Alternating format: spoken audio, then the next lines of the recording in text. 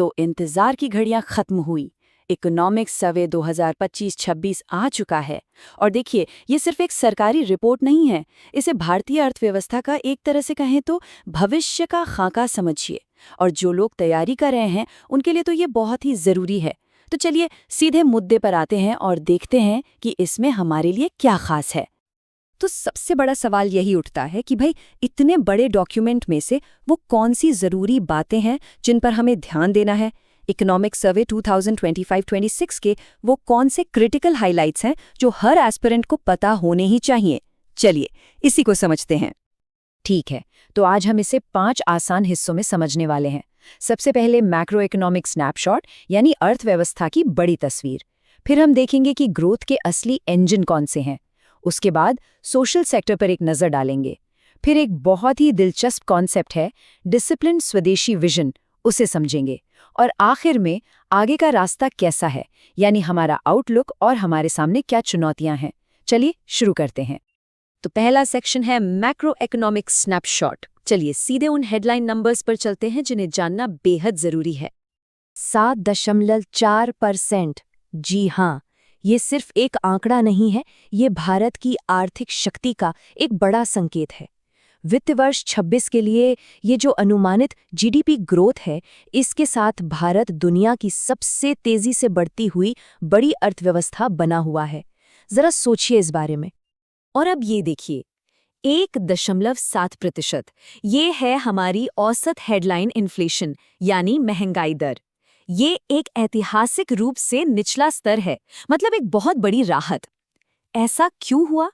मुख्य रूप से खाने पीने की चीजों और ईंधन की कीमतों में नरमी की वजह से। अब बात करते हैं फिस्कल डेफिसिट यानी राजकोषीय घाटे की। ये भी घटकर जीडीपी का 4.8% रह गया है। सीधे शब्दों में कहें तो सरकार की वित्तीय सेहत सुधर रही है। वजह? रेवेन्यू कलेक्शन काफी मजबूत रहा है और टैक्स कंप्लायंस में भी सुधार हुआ है। ये एक बहुत अच्छा संकेत है। तो सवाल उठता है कि इस ग्रोथ का सबसे बड़ा पिलर क्या है? जवाब है प्राइवेट कंजम्पशन। जी हाँ, हमारी जीडीपी का एक बहुत बड़ा हिस्सा 61.5% घरेलू मांग से आता है। ये दिखाता है कि भारतीय अर्थव्यवस्था के लिए आम उपभोक्ता कितना ज्यादा महत्वपूर्ण है। और टैक्स कंप्लायंस की बात चली है तो जरा इस आंकड़े पर गौर कीजिए। डायरेक्ट टैक्स देने वालों की संख्या कितनी तेजी से बढ़ी है।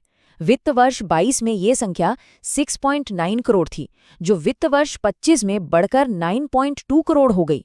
ये साफ बताता है कि हमारी अर्थव्यवस्था में फॉर्मलाइजेशन बढ़ रहा है। ठीक है, तो हमने बड़े बड़े आंकड़े देख लिए, अब जरा गहराई में उतरते हैं और देखते हैं कि वो कौन से इंजन हैं जो भारत की ग्रोथ की गाड़ी को इतनी तेजी से आगे बढ़ा रहे हैं।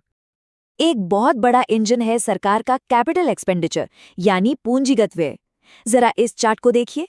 वित्त वर्ष 18 के मुकाबले इसमें 4 गुना की बढ़ोतरी हुई है। सरकार का ये भारी भरकम निवेश ही है जो हमारे हाईवेज, रेलवेज और एविएशन सेक्टर को नई शक्ल दे रहा है। इसके बाद आती है प्रोडक्शन लिंक्ड इंसेंटिव यानी पीएलआई स्कीम्स, और ये वाकई कमाल कर रही हैं। इन स्कीम्स की वजह से 2 लाख करोड़ रुपए से ज्यादा का निवेश आया है। करीब 12.5 लाख नौकरियां पैदा हुई हैं और ग्लोबल इनोवेशन इंडेक्स में हमारी रैंकिंग सुधरकर 38वीं हो गई है। अब बात करते हैं एक्सपोर्ट्स की, तो वहां भी एक नया रिकॉर्ड बना है। वित्त वर्ष 25 में भारत का कुल निर्यात 825.3 बिलियन अमेरिकी डॉलर तक पहुंच गया, और इस शानदार प्रदर्शन में हमारे सर्विस सेक्टर का बहुत बड़ा हाथ रहा है। और हमारे आर्थिक सुरक्षा कवच का क्या हाल है? हमारे पास करीब 701.4 बिलियन डॉलर का मजबूत विदेशी मुद्रा भंडार है। इसका मतलब यह है कि ये हमें किसी भी बाहरी आर्थिक झटके से बचाने के लिए एक बहुत बड़ा बफर है। ये इतना है कि करीब 11 महीने के इंपोर्ट्स को कवर कर सकता है। अच्छा, आर्थिक आंकड़ों के साथ साथ ये भी देखना जरूरी है कि सामाजिक क्षेत्र में क्या हो रहा है। तो चलिए अब एक नजर डालते हैं ह्यूमन कैपिटल और समावेशी विकास पर। सर्वे के मुताबिक कई क्षेत्रों में अच्छी प्रगति हुई है। जैसे शिक्षा में ग्रॉस एनरोलमेंट रेशियो काफी ऊंचा है। स्वास्थ्य के क्षेत्र में खास तौर पर माँ और बच्चे की सेहत से जुड़े आंकड़ों में मजबूत सुधार है।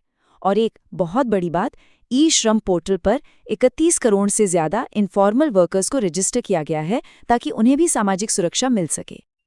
अब आते हैं इस सर्वे के सबसे नए और शायद सबसे दिलचस्प कॉन्सेप्ट पर, डिसिप्लिन्ड स्वदेशी विजन। आखिर ये है क्या और भारत के लिए ये इतना महत्वपूर्ण क्यों है? चलिए इसे समझते हैं। डिसिप्लिन्ड स्वदेशी, ये सिर्फ एक नारा नहीं है। सर्वे के मुताबिक ये आत्मनिर्भरता की तरफ एक नया और सोचा समझा एक स्ट्रेटेजिक अप्रोच है। तो इसका मतलब क्या है? देखिए, ये एक ऐसी पॉलिसी है जो दो चीजों पर एक साथ फोकस करती है।